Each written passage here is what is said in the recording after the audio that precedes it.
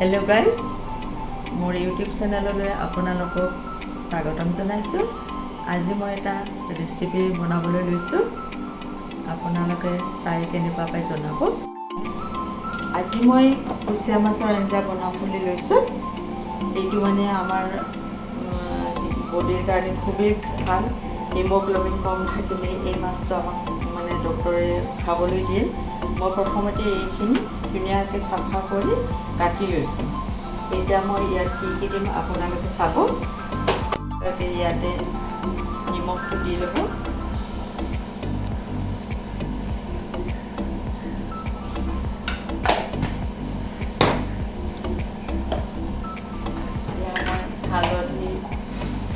হালধি আধা চামুচ দিলোঁ।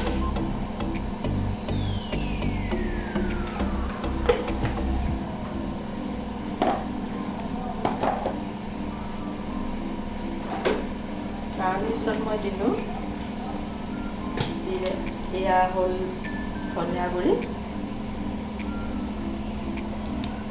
আমি এইটো মাংসৰ দৰেই বনাব লাগে। এই মাছটো খাবলৈ খুবেই সোৱাদ হয়। তাৰপিছত দিছোঁ আকৌ এয়া ধনিয়া গুড়ি।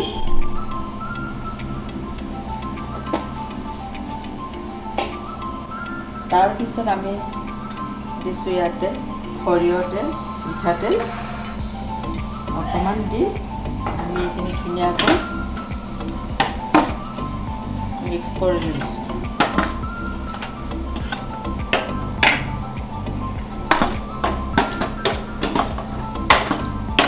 গেছটো জ্বলাই ল'লোঁ।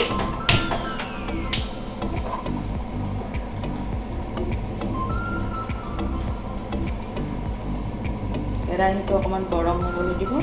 তাৰপিছত ইয়াতে তেলটো দিব। ইয়াতে অকণমান তেলটো বেছিকৈ লাগিব।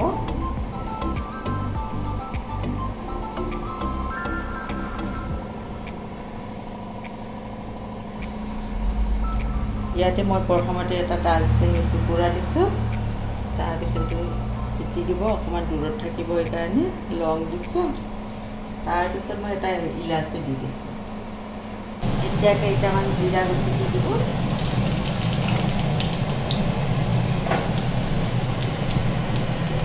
তাৰপিছত তেজপাত জলকীয়া দিব, কাটি থৈ দিছোঁ। আমাৰ জলকীয়া চাৰিটা জলকীয়া কাটি দিছোঁ। তাৰপিছত পিঁয়াজখিনি দি দিছোঁ। কাটি থৈ দিয়া পিঁয়াজখিনি দি ধুনীয়াকৈ লৰাই ল'ব।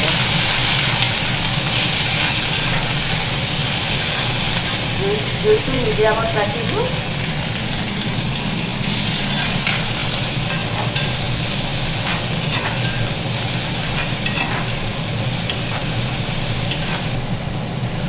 প্ৰায় 5-10 মিনিট এনেকৈ ফ্ৰাই কৰিব ৰংচোৱা হোৱালৈ।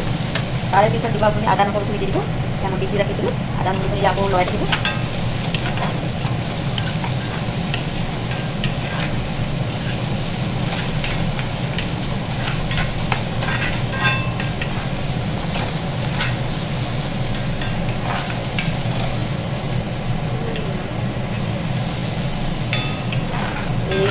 পিঁয়াজখিনি ৰংচোৱা হোৱাকৈ অকণমান লৰাই থাকিব।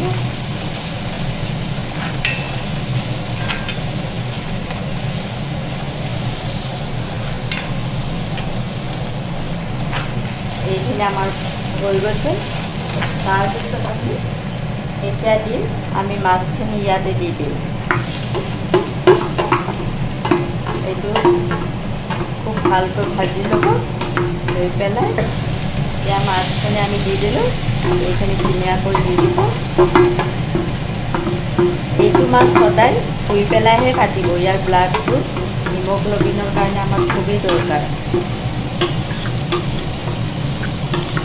মানুহৰ শৰীৰত যেতিয়া ব্লাড নোহোৱা হয়, তেতিয়া ডক্টৰে এই মাছটো আমাক খাবলৈ দিয়ে।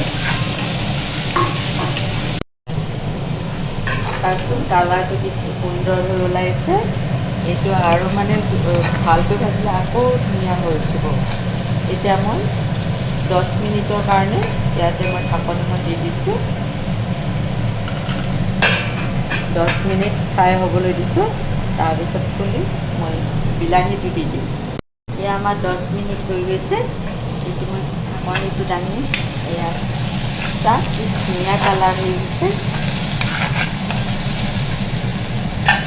ইয়াতে এতিয়া মই দিম কাটি থৈ দিছোঁ ইয়াৰ বিলাহীটো দি দিম।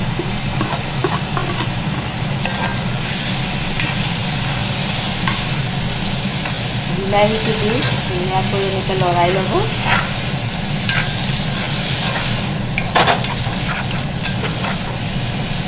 বিলাহীটো দি পেলাই আকৌ এনেকৈ 10 মিনিট ঢাকনি দি থৈ দিব। মাছটো সিজি যাব আৰু মানে বস্তুটো লগ হৈ যাব। বিলাহীখিনি ধুনীয়াকৈ মজি যাব, দেখিবলৈ ভাল হ'ব। এইটো আকৌ মই 10 মিনিটৰ কাৰণে ঢাকি থৈ দিছোঁ।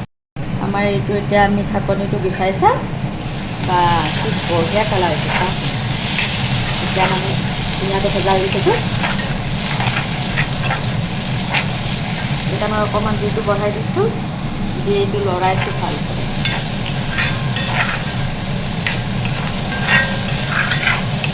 ধুনীয়া চেণ্ট আহি গৈছে।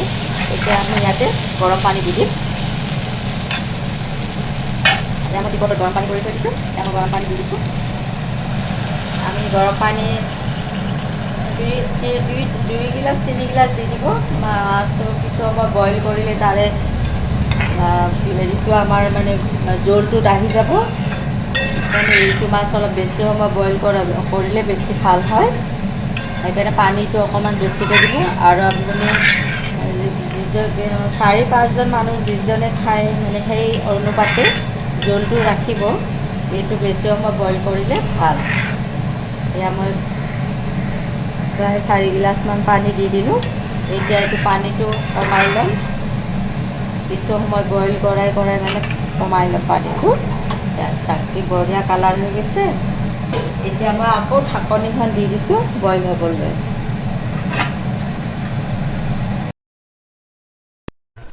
এয়া বা বঢ়িয়া আমাৰ আঞ্জাটো হৈ গৈছে। এতিয়া চাওক দেখিবলৈ ধুনীয়া হৈছে, খাবলৈ নিশ্চয় টেষ্টি হ'ব। এতিয়া মই অকণমান ইয়াতে মই বনাই ৰাখিছোঁ গৰম মছলা, লং, ইলাচি, ডালচেনি। এয়া মই ইয়াতে অকণমান দি দিম। তেতিয়া চেণ্টটো আকৌ ভাল হৈ উঠিব। এয়া চাওক অকণমান আধা চামুচ ইয়াতে মই দি দিছোঁ। গৰম মছলা গুড়ি দি পেলাই বেছি সময় উতলাই নাথাকিব। তাৰপিছত গেছটো এনেকৈ অফ কৰি দিব। তাৰপিছত আমি বেলেগ এটা বাচনত নমাই দিম। চাওক দেখিবলৈ কিমান ধুনীয়া হৈছে আঞ্জাখন। আপুনি গৰম এনেকৈ গৰম ভাতৰ লগত আলহী আহিলে বনাই দিবচোন, খাই ভাল পাব।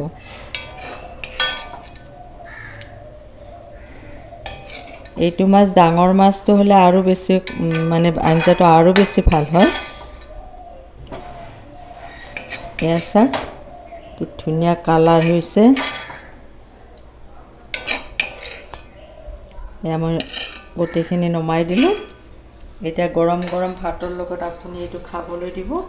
কি ধুনীয়া হৈছে চাওক। Thank you. ভাল পালে লাইক কৰিব।